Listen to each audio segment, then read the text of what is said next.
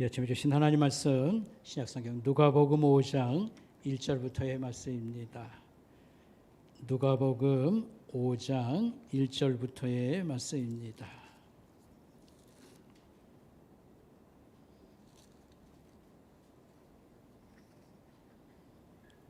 여러분 가지고 계신 신약성경 95페이지 참고하시길 바라겠습니다.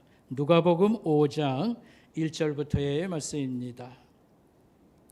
무리가 몰려와서 하나님의 말씀을 들을새 예수는 게네사렛 호숫가에 서서 호숫가에 배 두 척이 있는 것을 보시니 어부들은 배에서 나와서 그물을 씻는지라. 예수께서 한 배에 오르시니 그 배는 시몬의 배라. 육지에서 조금 떼기를 청하시고 앉으사 배에서 무리를 가르치시더니 말씀을 마치시고 시몬에게 이르시되 깊은 데로 가서 그물을 내려 고기를 잡으라. 시몬이 대답하여 이르되 선생님, 우리들이 밤이 새도록 수고하였을 때 잡은 것이 없지만은 말씀에 의지하여 내가 그물을 내리리이다 하고 그렇게 하니 고기를 잡은 것이 심히 많아 그물이 찢어지는지라. 이에 다른 배에 있는 동무들에게 손짓하여 와서 도와달라 하니 그들이 와서 두 배의 채움에 잠기게 되었더라. 시몬 베드로가 이를 보고 예수의 무릎 아래에 엎드려 이르되 주여 나를 떠나소서 나는 죄인이로소이다 하니 이는 자기 및 자기와 함께 있는 모든 사람이 고기 잡힌 것으로 말미암아 놀라고 세베대의 아들로서 시몬의 동업자인 야고보와 요한도 놀랐음이라. 예수께서 시몬에게 이르시되 무서워하지 말라. 이제후로는 내가 사람을 취하리라 하시니 그들이 배들을 육지에 대고 모든 것을 버려두고 예수를 따르니라. 아멘. 우리가 영상으로 하나님을 찬양하도록 하겠습니다. 여기 동참하실 때 특별히 그 자막을, 영어 노래니까 자막을 잘 여러분들이 좀 봐주시길 바라겠습니다. How do I say thank you, Lord, for the way that you love and the way that you come, for all that you've done and all that you're my heart pours out. Thank you. You don't have to come, but you always do. You show up in splendor, change the whole room. You don't have to come, but you always do. You show up in splendor, change the whole room.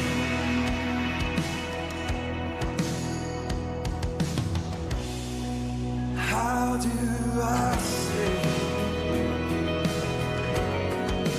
thank you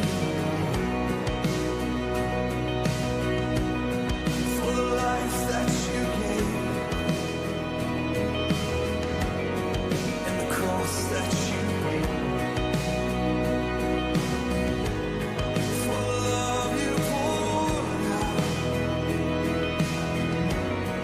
to ransom my soul.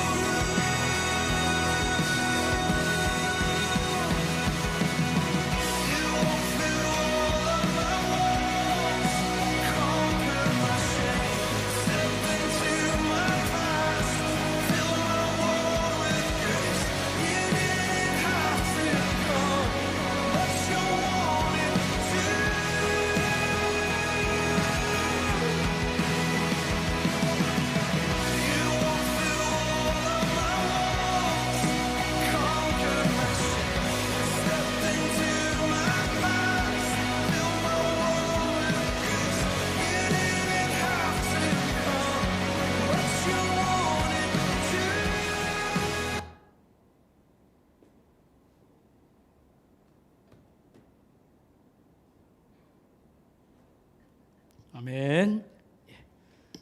이게 계속되는 건데 중간에 이렇게 우리 자막이 나오는 대목까지만 끊었습니다. 오늘 하고 다음 주 두 번 거쳐서 우리 성경 묵상에 관해서 말씀을 듣도록 하겠습니다. 오늘 말씀의 제목은 말씀에 의지하여 살아보기, 이런 제목으로 오늘 말씀을 여러분들에게 전해드리도록 하겠습니다.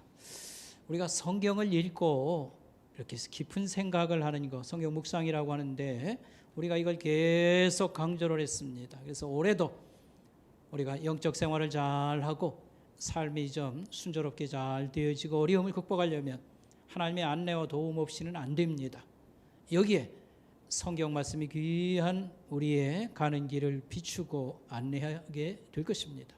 우리 성도들이 성경 말씀을 부지런히 읽고 깊이 생각해보고 삶에 옮기고 또 배우고 이런 일이 계속되면 하나님이 길을 많이 열어주실 것입니다. 아멘. 아브라함 링컨은 상당히 신앙의 수준이 있는 사람이었습니다. 그래서 성경을 이렇게 늘 읽었어요. 그리고 기도하고 했는데 늘 읽고 묵상하고 한 줄 정도, 한 줄이나 두 줄을 항상 남겼습니다. 그래서 링컨의 큐티 책, 묵상책이 한국말로도 번역되어 나와 있습니다. 너무 감동적이에요. 그런 방법을 했고요. 이제 폴 트립이라고 하는 분은 이제 현재 요즘 사람인데 자기가 성경을 읽을 때마다 복음이라고 하는 그런 눈으로 늘 성경을 이렇게 읽고 하나님의 은혜, 자비하심, 그런 눈으로 항상 성경을 묵상을 하고 이걸 트위터라고 하는 곳에다 글을 남겨서 많은 사람들이 또 그걸 배우고 감동을 받습니다. 어떤 사람은 일기 쓰는 형식으로 합니다. 우리는 성경을 큐티 책의 도움을 받아서 읽고 또 이 뜻을 파악한 다음에 중요한 요점을 우리 삶에다 적용하는, 특별히 적용을 좀 많이 신경 쓰는 그런 방법으로 큐티를 하고 있습니다. 이제 성경 묵상이 왜 중요한가, 반드시 이를 해야 되는가, 이 말씀이 오늘 말씀의 이제 요점이 되겠고, 이 말씀 묵상은 우리에게 어떤 결과를 가져오는가, 한 사람을 소개해서 우리가 좀 모델로 삼으면 좋겠다, 이런 말씀을 드리고자 하고요. 이 큐티가 뭐냐, 성경 묵상이 뭐냐, 스스로가 답을 할 수 있도록 어떤 이론적인 것을 간단하마 정립하도록 하겠습니다. 여기에 우리 한국 사람으로 한국 사람 스타일로 성경을 읽으면 좋겠다, 이런 글을 쓴 이문장 교수라고 있습니다. 두레교회라고 큰 교회 담임 목사로 가는데 그분의 그 설명을 제가 가지고 좀 그 이론 설명할 때 활용을 하고요. 다음 주에는 실천적인 것, 적용에 관한 말씀을 여러분들 이렇게 전해드리도록 하겠습니다. 이때는 아도 핑크라고 하는 분, 그 특별히 죄 문제나 이런 걸 많이 다뤘는데 좀 활용해서 말씀드리도록 하겠습니다. 오늘 누가복음 5장의 말씀에 보면 예수님께서 아침에 바닷가에 나가셨는데 사람들이 많이 몰려와서 하나님 말씀 듣기를 원했습니다. 예수님이 진지하게 가르치는데 사람 청중이 많이 모인 자리라 뭐 강대성도 없고 그런 거니까 바닷가에서 배가 두 척 있었는데 한 척 작은 배에 올라갔어서 거기서 가르치시고 그 어부였던 사람들은 밤새도록 고기를 못 잡고 낙심해서 그물을 정리하고 있는 중에 이제 예수님께서 배싹 지불하려는 뜻은 아니겠지만 이렇게 말했습니다. 저 깊은 데 가서 그물을 좀 내려라. 이제 고기를 잡을 수 있을 거다, 이런 말씀이지요. 그래서 이 시몬이라는 사람, 이제 베드로의 옛날 이름이 시몬입니다. 시몬이 밤새도록 잡아서 고기를 한 마리도 제대로 못 잡았지만 말씀에 의지하여, 선생님 말씀이 굉장히 사람을 움직이는 그런 설득력 있고 은혜가 됐어. 하여튼 밑저의 본전이라고 생각하고 내가 가서 한번 그물 던져보겠습니다 하고 가서 그물을 내렸는데 굉장히 많은 고기가 잡힌 겁니다. 어찌할 수가 없어가지고 바닷가에 손짓을 해서 친구들을 불러가지고 이 고기를 이제 잡아냈습니다. 그리고 첫 번째 반응이 뭐였냐면 예수님의 그 말씀의 권위와 그 놀라운 것 앞에 두려움을 느꼈습니다. 나는 죄 많은 사람입니다. 선생님, 나를 떠나가 주세요. 그런 말을 했지요. 근데 예수님은 더 큰 말씀을 해 주셨습니다. 그게 뭐냐면 이제부터 너는 사람을 많이 모으는 사람이 될 것이라, 이런 말씀을 주셨습니다. 그래서 결국은 예수님을 따라가는 그런 일이 일어나게 된 것입니다. 오늘 말씀 밤새도록 그렇게 고기를 좀 잡아보려고 애를 썼는데 잡은 게 없는지만 말씀에 의지하여 그물을 제가 한번 내려보겠습니다. 근데 결과가 너무 대단할 정도로 좋았습니다. 오늘 우리 성도들이 하나님 말씀을 의지하여 오래 한번 진지하게 살면 삶의 풍성함을 누리게 될 것입니다. 삶의 풍성함이라는 것은 뭐 갑자기 행운이 찾아온다, 못 버는 돈이 그냥 갑자기 벌린다, 그 얘기가 아니고 삶이 아주 수월하게 잘 굴러가는 것을 경험하게 될 것이고, 물론 하나님께서 이런저런 어려운 문제도 해결해 주는 걸 경험할 수도 있겠고 다양한 그런 반응이 있을 수 있겠지요. 뿐만 아니라 하나님 나라의 풍요를 경험하게 될 것입니다. 하나님 나라의 풍요라는 건 뭡니까? 우리가 제대로 갈 길을 가고 있구나, 제대로 잘 살고 있습니다, 바로 사는 것과 그 다음에 복받은 장래를 결국은 만나게 될 것이라, 이런 말씀을 드릴 수 있겠습니다. 오늘 첫 번째 생각할 것은 교회 다니는 최종 목적이 도대체 뭡니까? 라고 하는 것입니다. 교회 다닐 때 무슨 생각이 있어서 다니는데 그 목적이 뭡니까? 갑자기 물어보면 답하기가 좀 그러지요. 알긴 알지만, 그러지만 예수 믿는데 나 나름대로 어떤 뜻이 있다고 하는데 그게 뭐냐? 라고 질문할 때 많은 사람들은 교회에 오는 이유를 이렇게 얘기합니다. 마음의 평화를 얻기 원합니다. 세상이 너무 어려움이 많다고 보니까요, 사는 게 너무 힘들어서 마음에 평안이 없습니다. 그래서 마음의 평화를 얻고자 옵니다. 이제 그렇게도 말하고요, 사는 문제가 너무 힘들어서 좀 해답을 하나님께 얻어보고 싶습니다.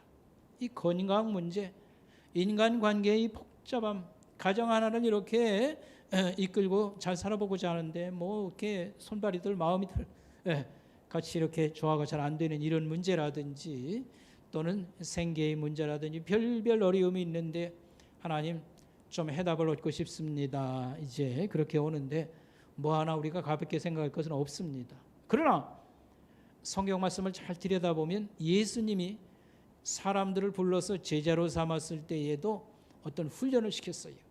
제자 훈련이라고 하는 그런 훈련을 시켰는데 내용은 하나님 나라와 그의 의를 먼저 구하는 사람들 되는 게 예수님의 목적이었습니다. 다시 말하면 하나님 섬기는 그런 사람들로 그들을 부르고자 하는 것, 그게 예수님의 부르심의 목적이었습니다. 하나님의 사람들, 하나님을 섬기는 사람들을 이렇게 훈련을 시켰던 것입니다. 오늘 거기 인셈을 우리가 활용하면 성경 귀절 셋이 있습니다. 에베소 4장 말씀과 로마서 8장 말씀, 갈라디아서 4장 말씀을 한번 우리가 참고하겠습니다. 거기 써 있으니까 참고만 하세요. 1이라고 되고 중간에. 자, 에베소 4장 13절 말씀 쉬운 성경으로 읽습니다.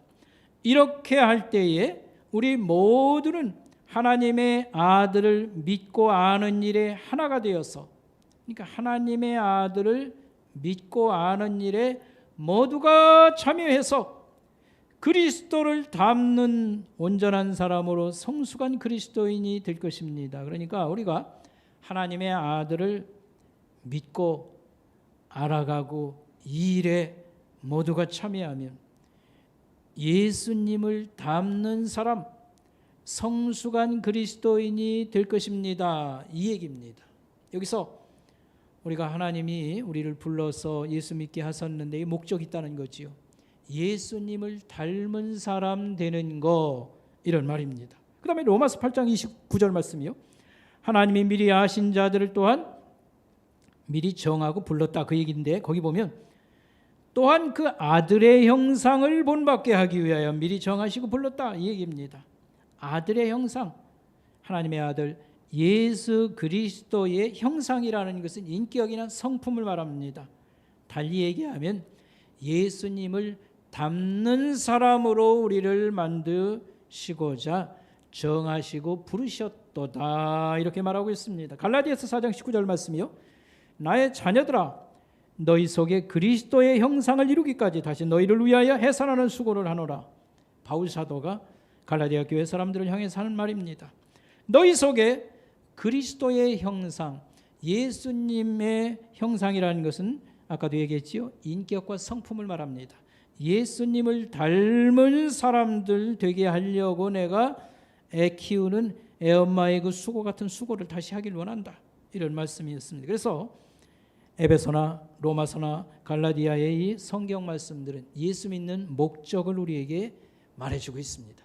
한마디로 우리가 예수님을 배우고 예수님을 닮아가는 사람들 되기를 목적으로 하도다. 이 말은 예수 믿으면 하나님이 우리의 아빠 아버지가 되겠다고 자처하셨어요.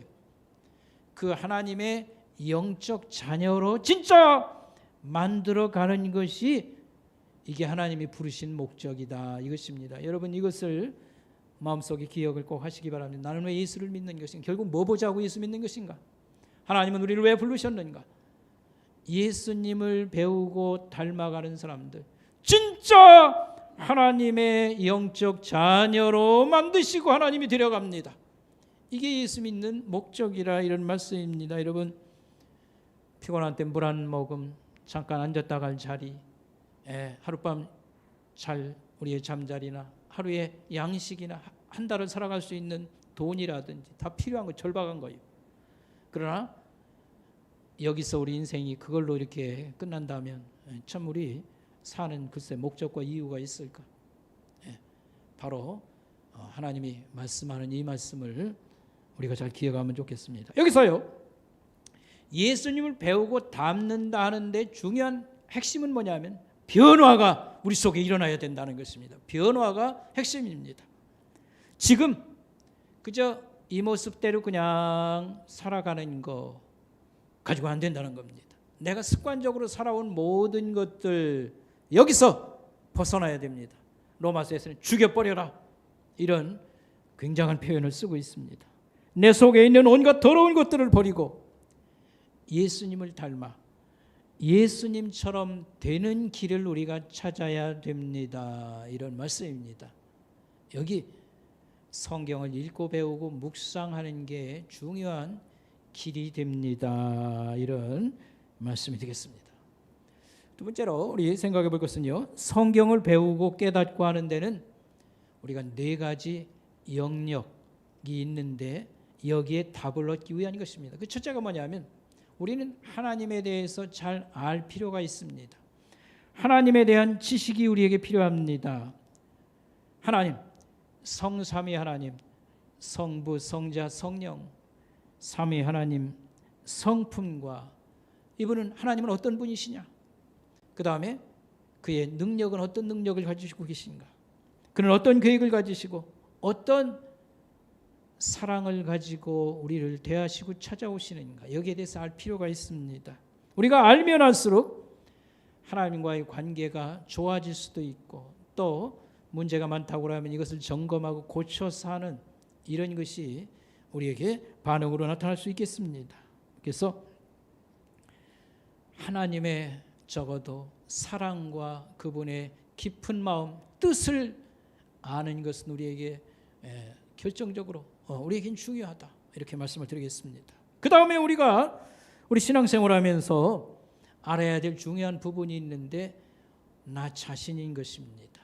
우리가 나 자신에 대해서 특별히 성경은 이렇게 말합니다. 육신과 죄에 대해서 우리는 늘 유혹도 받고 씨름을 하는데 이걸 죽여야 된다 이런 말씀을 하고 있습니다. 로마서에 나오는 표현입니다. 우리 육신과 죄에 대해서 죽고 성령 하나님의 인도를 받으며 사는 것에 대해서 우리는 배워야 된다 이런 말씀을 하고 있습니다. 대부분 성도라고 하는 우리 신자들이 굉장한 내적인 씨름을 하고 있습니다. 싸움을 합니다. 그게 마음속에서 올라오는 그런 생활의 습관과 어떤 기질, 성품들이라고 하는 것입니다. 이렇게 성경은 육신이라는 표현을 씁니다. 육체하고는 달라요. 우리의 몸뚱이 육체하고는 다르고, 육신이라는 것은 하나님 없이 살고 자기가 왕노릇하고 싶은 그런 기질을 얘기하는 것입니다. 육신을 죽이고 죄를 죽여라. 하나님은 우리를 거룩히 하신다. 이런 말씀이죠. 그래서 성도들이 하나님 없이 사는 사람과 그 세계, 세상이라고 얘기합니다. 세상을 너무 크게 생각하고 너무 중요하게 생각하고 세상에 완전히 집착을 하고 자기의 욕망을 최대한 발휘하고 사는 거를 예수 믿으면서도 계속 원하는 것입니다. 세상에 대한 애착과 사랑, 하나님 없는 사람과 그 세상, 거기는 뭐가 최고입니까? 돈이 최고고 인간의 욕망을 최대한 펼쳐보는 거, 마음껏 먹고, 표현이 어떻게 쓰든지 간에 여전히 예수 믿으면서도 놓지 않는 게 있습니다. 이 세상에 대한 애착과 그 다음에 육신의 욕망을 최대한 채워보고자 하는 그런 마음들, 뭐 이걸 완전히 뭐 잘못되든 무시하는 건 아니지만 여기에 근본적으로 문제가 심각한 것입니다. 그럼 하나님이 들어올 자리가 없고요. 하나님이 우리에게 복을 주시려고 해도 뭐 우리가 문을 닫아놓고 있으니까 의미가 없는 거 아니겠습니까? 그래서 예수 믿으면서도 계속 세상에 대한 그런 사랑과 애착, 그 다음에 자신의 욕망을 최대한 그저 이루겠다고 하는 여기에만 매여 있으니까 그래도 그게 잘 풀어지고 욕망대로 되면 괜찮아요. 그러지도 않습니다. 계속 고통을 당하며 살고 있는데 이유도 모르고 또 답도 모르는 이런 일이 우리 안에서 일어날 수가 있다, 이런 말씀입니다. 예수님은 이렇게 말씀했습니다. 나를 따라오려면 자기를 부인하고 자기 십자가를 지라. 여기 자기 부인이라고 하는 것은 자기 고집대로, 자기 주관대로, 자기 욕망대로 살지 말고 내려놔라. 자기를 부인하라는 말이 그 말입니다. 나를 따르려면, 예수를 제대로 믿으려면 자기를 부인하고 나를 부인하고, 그 다음에 사도 바울은 이렇게 말했습니다. 영으로 몸의 행실을, 육신을 죽이라. 그래야면 우리가 살게 될 것이라. 로마서에 나오는 말씀입니다. 그죠? 한마디로 잘 요약하면 자기와의 싸움, 이래야 되나 저래야 되나, 뭘 이렇게 선택하고 그 다음에 추구하고 계획을 세고 할 때 자기와의 그런 싸움에서 우리가 제대로 된 선택과 제대로 살아가는 것을 우리가 하려고 하면 이걸 배워야 된다라고 하는 것입니다. 그래서 세 번째로는요, 실천적 지혜입니다. 세상을 살아가는데 지혜가 필요하다. 여러분, 지혜는 지식하고 다릅니다. 많은 것을 아는 게 중요합니다. 그런데 아는 것을 안다고 다 뭐 잘 사는 거 아닙니다. 아는 것을 잘 활용해야 돼. 써먹을 수 있어야 돼요. 이게 바로 지혜입니다. 그래서 삶의 지혜를 터득하는 것이 많이 배우는 것 이상으로 중요한 것입니다. 지혜가 있어야 어리석은 선택을 안 하고 실수를 안 하고 지혜가 생기고 삶의 우선순위를 잘 선택할 수 있는 이런 실천적 지혜를 우리가 얻어야 됩니다. 이런 겁니다. 우리가 오래 살다가 보면 뭔가 깨달아요. 그래서 어떤 보는 그런 눈이 열립니다. 이걸 갖다가 세계관이라고도 얘기하고 뭐 관점이라고도 얘기하고 뭐 여러 가지 표현합니다. 여러분들에게 몇 번 소개했습니다. 우리 할렐루야 교회라고 서울의 큰 교회인데 그 담임 목사였던 우리 김상범 목사님이 한 말입니다. 예수 믿는 게 어렵습니까? 쉽습니까? 예수 믿는 것은 아주 쉽습니다. 인생은 어렵습니까? 쉽습니까? 인생 사는 거 그렇게 힘들지 않고 어렵지 않습니다. 쉽습니다. 복 받는 길 어렵습니까? 쉽습니까? 불가사의한 게 아니고 쉬운 겁니다. 어떻게 그렇게 말할 수 있습니까? 그저 하나님이 시키는 대로만 쫓아가면 그냥 결국은 복 받는 거고요. 신앙 생활 잘하는 겁니다. 그러니까 순종이 예수 믿는 것의 답이다, 인생의 답이다. 이제 그런 말씀을 했습니다. 여러분, 그렇습니다. 근데 젊어서는 뭐 좋은 충고나 뭐 부모 가르침이나 뭐 별로 그거 심각하게 안 받으려면 나도 할 수 있습니다. 나도 생각이 있고 나도 뭐가 있고 자기 고집을 부리고 자기 주관을 얘기합니다. 뭐 그걸 다 무시하는 건 아니지만 그래가지고 좋은 충고 한마디도 받아들이지 아니하고 부모가 뭐 너무 작게 보여요. 크면 클수록 선생님이 우습게 보이고요. 이래가지고는 지혜를 우리가 얻을 수 없는 거죠. 그러나 나이가 들면 해보니까 제대로 되는 게 없습니다. 이제야 깨닫는 것이죠. 그래서 여러분 예수 믿는 것은 쉬운 겁니다. 인생 사는 거 그렇게 힘들고 복잡하고 뭐 어떻게 살아야 될지 모르고 어디 가야 될지 모르겠습니다. 그럴 거 없어요. 인생 사는 거 쉽습니다. 복 받는 것도 그렇게 어려운 거 아닙니다. 하나님이 하라는 대로만 계속 쫓아가면 됩니다. 순종하면 되는 겁니다. 그러면 남보다 처지는 것 같고 그 다음에 지는 것 같기도 하고 어떤 때는요 시간이 너무 오래 걸리는 것 같고 그러지만 하나님 말씀은 정확합니다. 결국은 바로 가는 거고 사는 길로 가는 거고 또 하나님 말씀을 따라가다 보니까 남은 뭐 빨리빨리 집 사고 빨리빨리 뭐 출세하고 빨리빨리 뭐 높은 자리에 올라가는 것 같고 그러지만요 하나님 말씀을 따라가면 예수를 잘 믿으면서도 다른 것도 다 쫓아오게 되어 있습니다. 아멘. 이게 삶의 지혜입니다.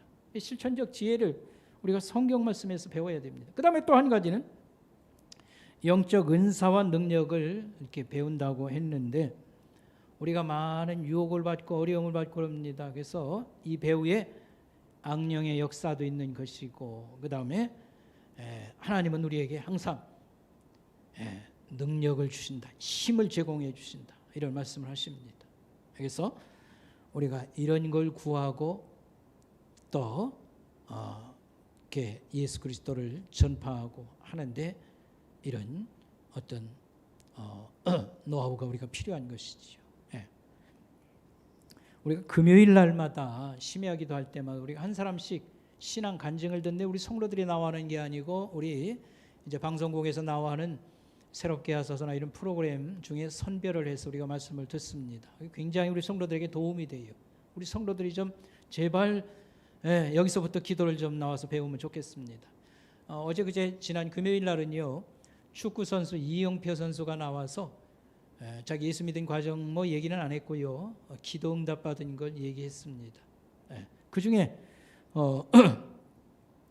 우리가 지난주 시간에 믿음의 기도에 대해 들었지 않습니까? 믿음의 기도는 뭔가? 믿고 구하는 건 다 받는다고 하는데 믿음의 기도는 뭔가? 두 가지 말씀을 들었어요. 그 중에 하나가 믿음이 살아있어야 된다. 믿음이 살아있다는 것은요 말씀대로 실천하는 게 살아있는 거예요. 행함이 없는 믿음은 뭐다? 죽은 믿음이요.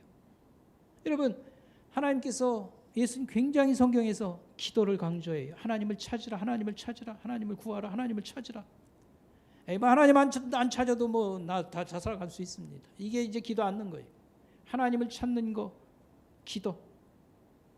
이영표 선수가 자기 문제가 뭐 있어서 그런지는 모르지만 서울 큰 교회 다녔는데 새벽 기도를 계속 새벽 기도를 나가서 하면서 네 가지 이건 뭐 처음 초신자 때 기도는 아닌 것 같아요. 네 가지 소원을 하나님께 아뢰며 기도했는데 하나같이 다 인간적 계산으로는 불가능하게 보이는 것들 근데 그게 다 이루어졌다 이런 얘기를 했어요.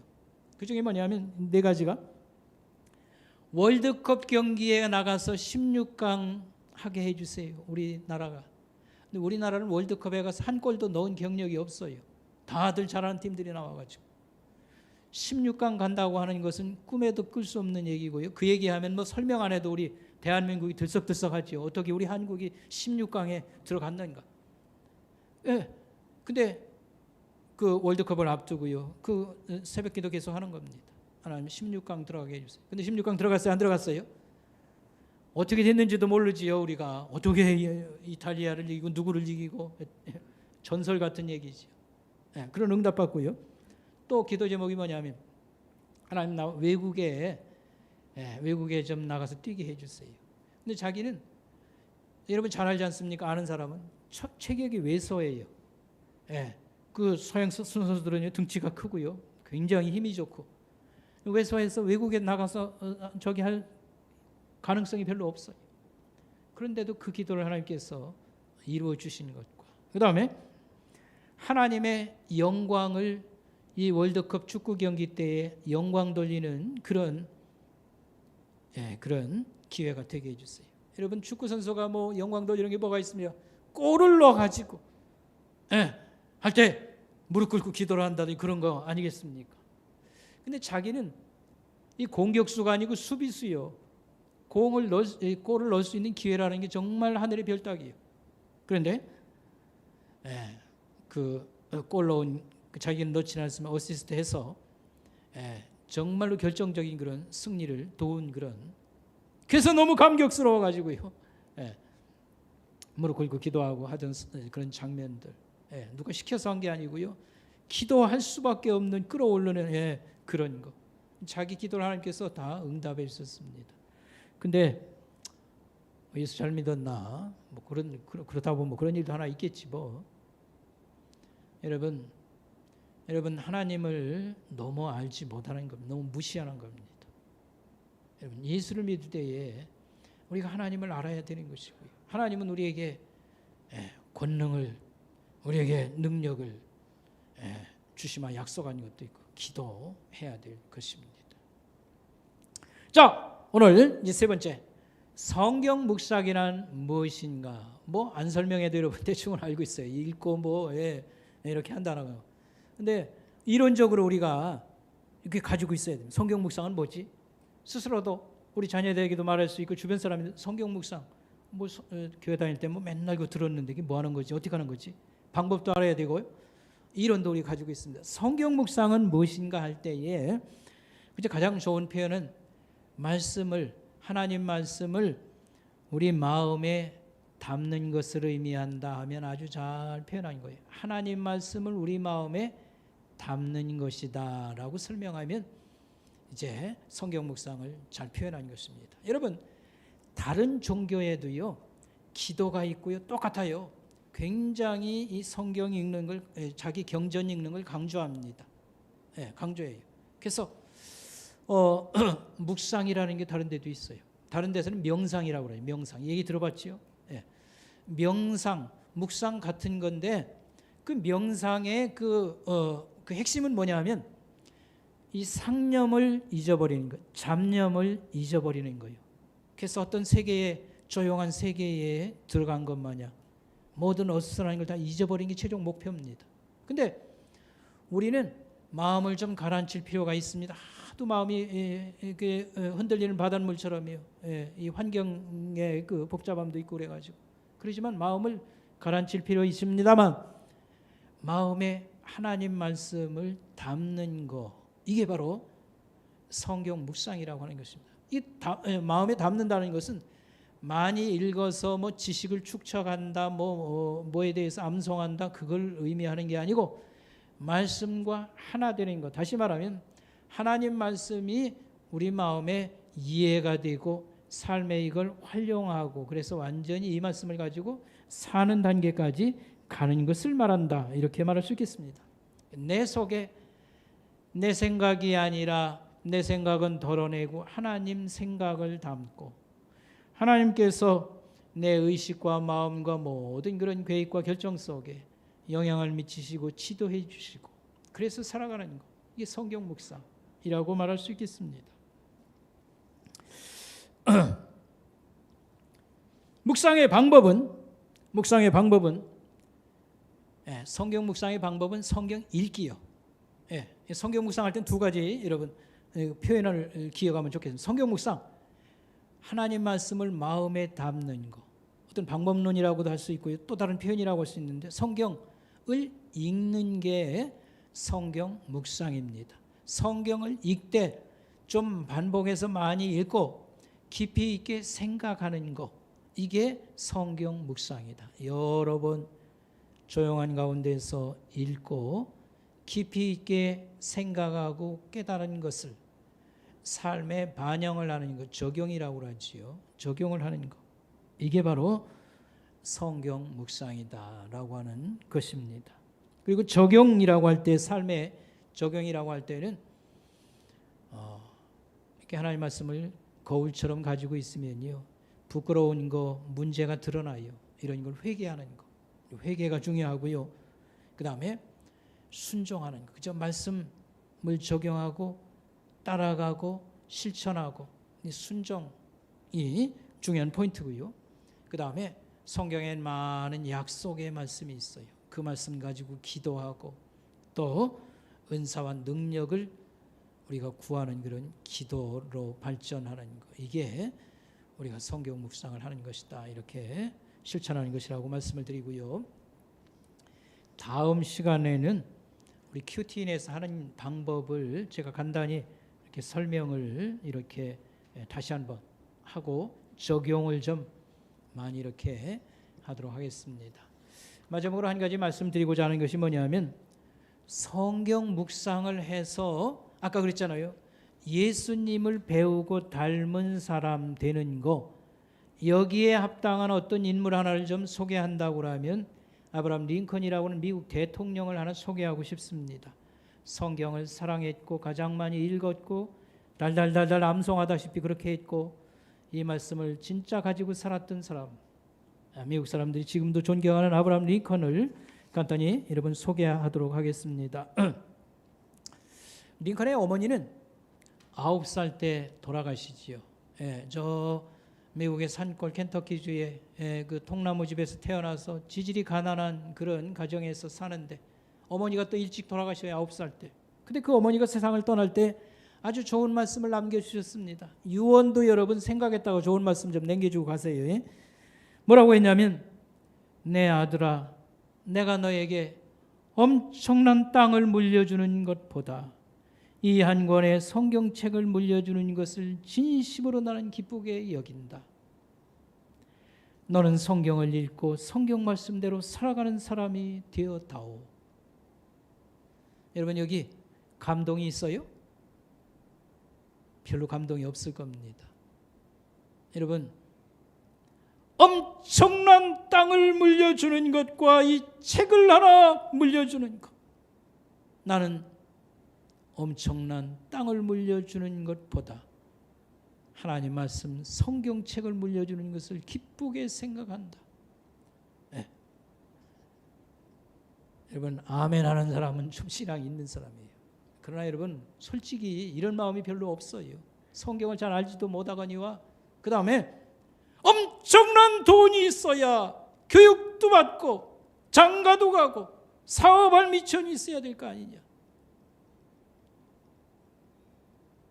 그러나 이 어머니는 정말 뭔가를 신앙이 있는 사람이고요. 하나님을 아는 사람입니다. 진짜 보물을 알아보는 사람입니다.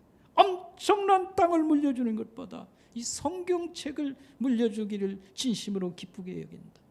너는 성경을 읽고 성경 말씀대로 살아가는 사람이 되었다오. 근데 그 아들이 이 말씀을 순수하게 받아들여요. 그대로 실천하는 것입니다. 링컨이 대통령 취임식 1816년에 이제 첫 번째 대통령 취임할 때에 이렇게 말했습니다. 어머니가 남긴 이 낡은 성경책을 들고 왔어요. 가지고 와서 제가 이 대통령 여기까지 온 것은 이 성경책 덕분입니다. 이 성경책으로 말미암아 지금 미국 대통령 이 자리에 서게 되었고요. 저는 이 나라를 성경 말씀대로 통치할 것입니다. 이렇게 말을 했습니다. 이 말이 귀한 말입니다. 이 말씀을 지켰습니다.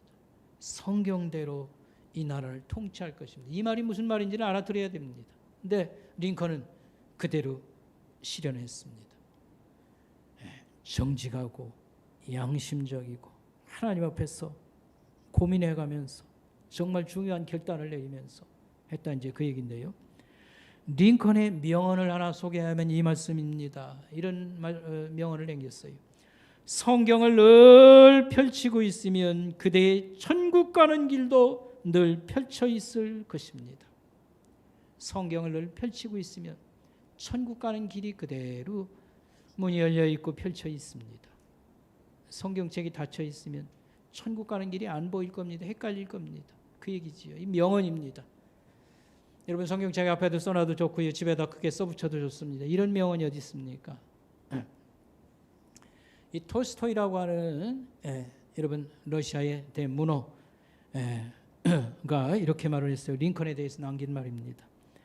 나폴레옹, 프랑스의 나폴레옹이나 로마의 시저나 미국의 초대 대통령 워싱턴을 달빛이라고 하면 워싱턴의 위대함은 해와 같은 링컨의 위대함을 견주면 달빛에 지나지 않는다. 그러니까 햇빛의 반사가 달빛 아닙니까? 프랑스의 나폴레옹이나 로마의 시저, 영국이라고 하는 시저, 미국의 초대 대통령 워싱턴은 링컨의 위대함에 대하면 달빛에 지나지 않습니다. 링컨은 미국보다도 크고 미국의 모든 대통령을 다 합친 것보다 크고 이 세상 살아있는 한 그는 계속 살아있을 것입니다. 그랬어요. 읽으면서 이거 톨스토이가 좀 과장을 했구만, 그렇게 생각할지도 모르겠습니다. 그러나 이 말은 참된 말입니다. 이 말은 참된 말입니다.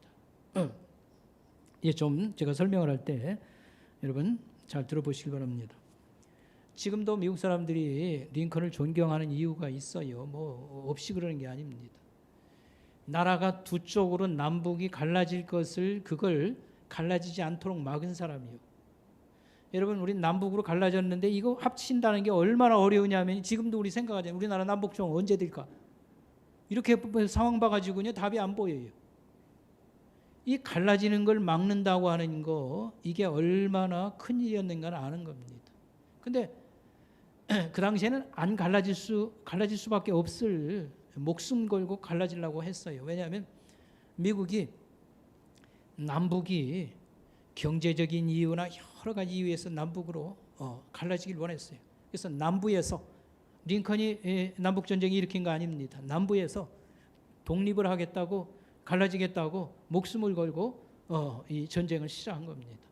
근데 그걸 이기고 수습을 했습니다. 그때 졌으면은요, 미국은 두 나라로 갈라졌을 거예요. 워낙 땅덩어리 크고 인구도 많아서요. 그 다음에 남북은 합칠 수 없을 그런 이권 관계에 매달림으로 두 나라로 나눠졌을 겁니다. 그리고 여러분 노예 해방을 했다고 하는 사실, 이게 얼마나 큰 건지를 여러분 한번 상상을 지금부터 설명할 때 들어보세요. 우리 집에 한 가족이 들어와서 데려다가 지금 살고 있어요. 근데 집안일 다 시켜 먹어요. 식사도 준비시키고 세탁도 시키고 그 다음에 집안일 다 공짜로 시켜 먹고 그 다음에 밭에 가서 일하게 하고 뭐 다 일 시켜 먹어요. 근데 봉급을 하나도 안 줘도 돼요. 사람 대접을 안 해도 돼요. 이게 노예예요. 노예는 사고 파는 거예요.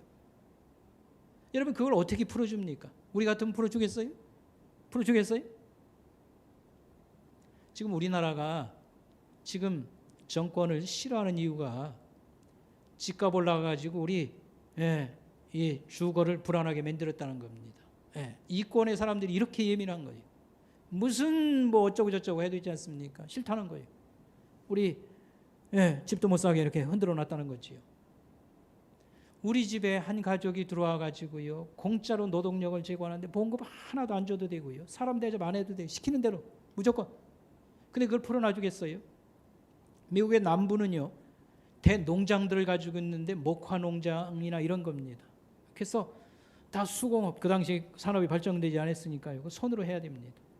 근데 이 많은 노예들을 거느리고 있었는데 공짜로 다 해방을 시켜준다. 물론 보상을 해준다고 얘기는 하겠습니다만 거들떠보지도 않았습니다. 목숨 걸고 우린 갈라서겠다. 남부 11개 주가 독립을 선포하고요 목숨 걸고 전쟁을 했습니다. 얼마나 많이 죽었냐면 60만 이상입니다. 죽었어요.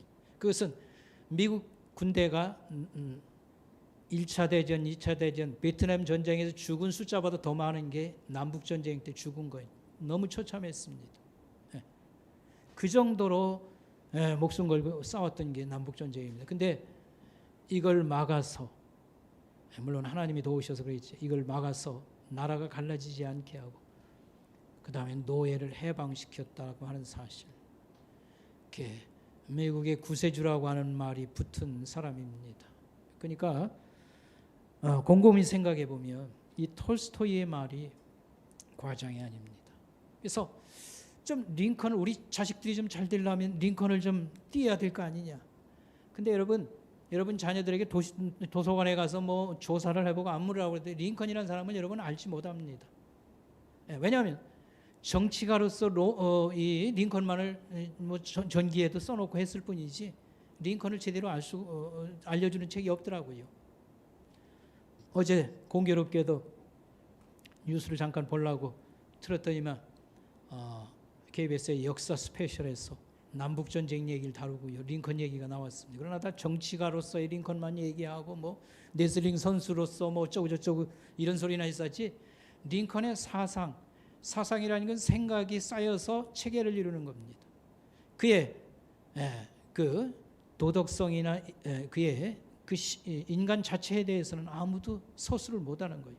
근데 이걸 좀 잘 표현한 사람이 있습니다. 일본 사람인데 야나이하라 다다오라고 하는 사람입니다. 야나이하라 다다오라고 하는 사람, 일본의 경제학자입니다. 링컨이 죽고 28년 뒤에 태어난 사람입니다. 이는 동경대학 총장을 2번이나 한 사람입니다.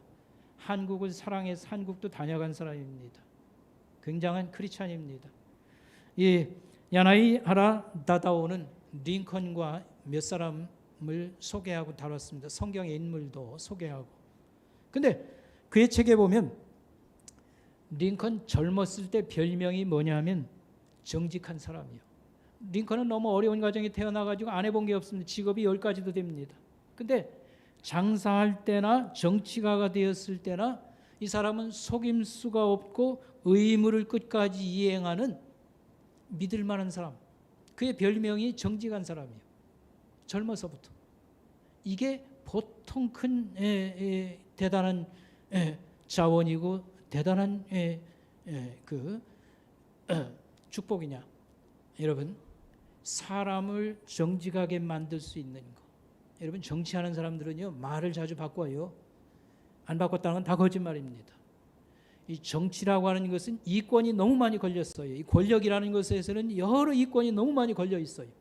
산 사람이 대통령 되면 여기 밀었던 사람들이 줄줄이 혜택을 보는 거지요. 그게 정치가는 뭐 해준다 안 해준다 뭐 어쩌고 저쩌고 뭐 말은 둘러대면 돼요. 상황이 바뀌었습니다. 뭐 어쩌고 저쩌고. 정직한 사람이 어떤 때는 정치하기가 어렵다고도 말할 수도 있겠습니다. 근데 링컨의 별명은 정직한 사람입니다. 믿을 만한 사람이에요. 링컨 당시에는 책이 그렇게 우리가 생각하지 많지 않았습니다. 그러나 링컨은 필요해서 어떤 책을 이렇게 읽고 하면 아주 집중해서 독파하는 그런 성격인데, 달달 애울 만큼 많이 읽은 책이 있어요. 그게 성경책과 셰익스피어의 전집입니다. 셰익스피어의 전집 같은 굉장한 지혜를 주지요. 근데 왜 달달달 외울 정도로 그렇게 했다는 말이 나오냐면요, 연설을 하든지 뭐든지 성경 말씀이 줄줄줄 나오는 겁니다. 그래서 달달 외울 만큼 많이 읽은 책이 성경책과 셰익스피어의 전집, 어머니의 말씀을 그대로 이렇게 따라서 산 사람입니다. 이 링컨의 명설교가 아니라 명연설문이 2가지가 있습니다. 게티스버그의 그 참호간 전투를 에서 했던 그 연설과 2번째 대통령 취임식에서 했던 연설문입니다. 그리고 이 2번째 취임하고 40일 만에 세상을 떠나게 되지요. 근데 이 2번째 취임식 연설문은 나다오가 말한 것처럼 그는 정치가가 아니고 예언가라고 말했어요. 이 말이 뭐냐면 이건 연설이 아니고 설교라 이 말입니다. 설교. 저도 그거 다시 읽어봤습니다만 하나님이라는 말, 성경이라는 말이 얼마나 많이 나오는지 모릅니다. 미국이 그렇게 신앙이 대단하고 부흥했던 그런 때입니다. 남북전쟁을 거기서 이렇게 설명합니다. 이 남북전쟁은 과거 250년 동안 미국이 노예를 착취해서 부를 축적한 것에 대한 하나님의 징벌이다. 그리고 하나님은 이 전쟁 속에서 노예 해방이라고 하는 하나님의 목적을 성취했다. 아니 대통령 지금 남북전쟁 이어가지고 대통령 당선된 사람이 남북전쟁은 하나님의 징벌이었다 라고 말하고 하나님의 목적을 노예 해방이라고 이루셨습니다. 이렇게 얘기를 합니다. 그러니까 완전히 이것은 제가 봐도 이건 설교문이지 이건 연설이라고 하기에는 이제 그렇다는 얘기가 되겠습니다. 여기서 여러분 마지막으로 한 말씀 드리는 것은요, 링컨은 성경 날 이렇게 고민이 많고 이렇게 문제가 많아서 그런 것도 있겠습니다만 이 말씀을 읽고 기도하는 일을 빼놓지 않았어요. 근데 365일 말씀 묵상한 것을 한 줄 한 줄씩 남겼는데 그게 이제 책으로 만들어져서 한국말로도 번역되어 나와 있어요. 그래서 카페에다가 제가 한 2권 정도 사서 이제 비치하도록 그렇게 하겠습니다. 그 중에 하나만 소개하면요.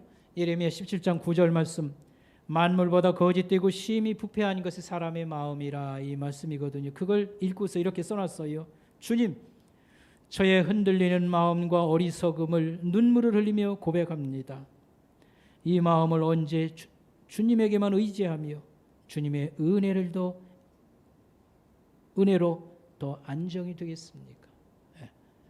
여전히 하나님을 신뢰하지 못해서 불신앙의 마음이 늘 나를 괴롭힙니다. 이런 거 솔직하게 고백 이렇게 했습니다. 여러분, 말씀의 결론을 맺도록 하겠습니다.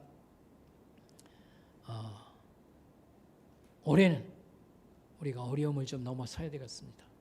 우리가 마음에 아주 작정을 하고요, 좀 진지하게 우리가 한 해를 살아가도록 하는 것인데, 지금 막 코로나가 확산세가 이렇게 커진다고 하지만 정부에서도 내다보기를 이렇게 올라갔다가 뚝 떨어지면 이제는 풍토병으로 독감처럼 자리 잡기를 바라는 그런 가운데 있으면 너무 겁내지 마시고요, 하나님이 우리를 도와주신다, 올해 끝난다, 이런 마음을 가지시고 오랜 점 아주 충실하게 잘 살아보자 할 때에 우리가 말씀과 기도를 먼저 잘 이렇게 하는 것이 중요합니다. 그래서 성경을 여러분 시간을 내서 읽고 묵상하고 또 큐티책 여러분을 많이 도와드릴 겁니다. 기도하겠습니다. 하나님 아버지, 오늘 감사합니다.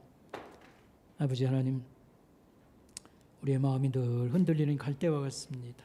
그저 삶의 어려움 때문에 흔들리고 또 세상 바람 때문에 흔들리고, 하나님 말씀을 들으면서 우리가 고마움과 하고 싶은 마음을 가졌으나 생활에 실천하지 못하는 아쉬움과 죄송함이 있습니다.